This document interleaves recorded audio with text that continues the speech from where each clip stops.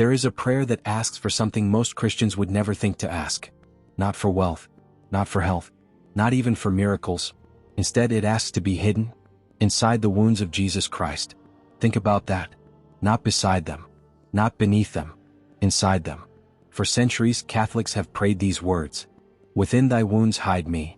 But why? Why would anyone want to hide inside a wound? What kind of prayer asks to be washed by water flowing from Christ's pierced side? What does it mean to be inebriated by his blood?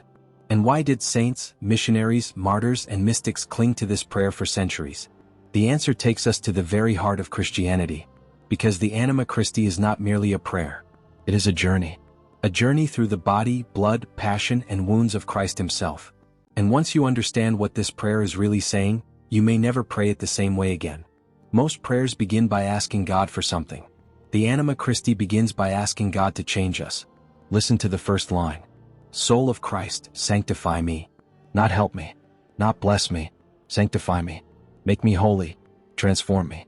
The prayer immediately plunges beneath the surface. It assumes that Christianity is not merely about behaving better. It is about becoming different. The saints understood this. The goal of the Christian life is not simply to admire Jesus. It is to become like him. And so the prayer begins with the very soul of Christ. The most holy human soul that has ever existed. The soul perfectly united to God. The soul that never knew sin. The soul filled completely with grace. The prayer dares to ask, may that holiness touch me.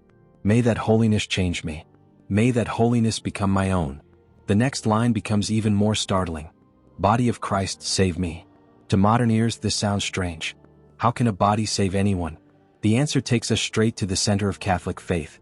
Because Christianity is not the story of a distant God shouting instructions from heaven. It is the story of God taking on flesh. A real body, real hands, real feet, a real human heart. A body that could suffer. A body that could bleed. A body that could die. And because Christ took on a body, that body became the instrument of our salvation. The body nailed to the cross. The body laid in the tomb. The body that rose again in glory. The body we receive in the Eucharist. This is why the prayer says, Body of Christ, save me. Because salvation came through the flesh of God made man.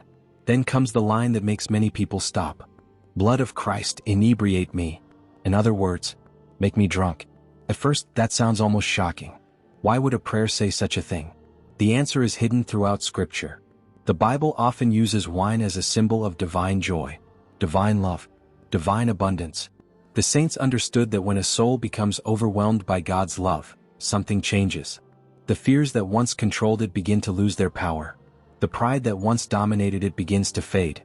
The attractions of the world begin to weaken. The soul becomes intoxicated with something greater. Not the loss of reason, but the transformation of desire. The prayer is asking, Lord, fill me so completely with your love that nothing else compares. The prayer now leads us to Calvary. Jesus has died. A Roman soldier pierces his side, and from that wound comes blood and water. St. John records this detail with unusual emphasis. Why? Because the Church has always seen something profound in that moment. The fathers of the Church taught that the sacraments flowed from the side of Christ. The water pointing to baptism. The blood pointing to the Eucharist. The very life of the Church pouring forth from the wounded Savior.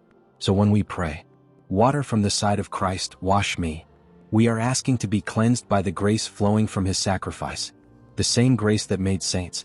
The same grace that transforms sinners. The same grace that still changes lives today. Now we arrive at the heart of the prayer. The line that has captivated Christians for centuries. Within thy wounds hide me. Why a wound? Because the wounds of Christ are the place where his love became visible. Every wound tells a story. The nails, the scourging, the crown of thorns, the spear. Each wound reveals how far God was willing to go to save us. And the saints understood something beautiful. If those wounds are the greatest proof of God's love, then there is no safer place to be. To hide in the wounds of Christ means to place yourself completely within his mercy, completely within his love, completely within his protection. Not because suffering itself is beautiful, but because his love is. The prayer then turns toward the reality every human being must face. Listen carefully. At the hour of my death call me. Not if death comes. When it comes. The Anima Christi is astonishingly realistic. It reminds us that life is moving toward an encounter. One day we will hear a voice. The voice of the Good Shepherd. the one who calls his sheep by name, the one who conquered death. And the prayer asks for one thing above all.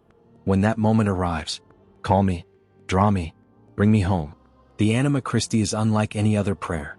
It takes us through the entire mystery of salvation: soul, body, blood, water, passion, wounds, union, protection, death, eternity. It refuses to stay on the surface.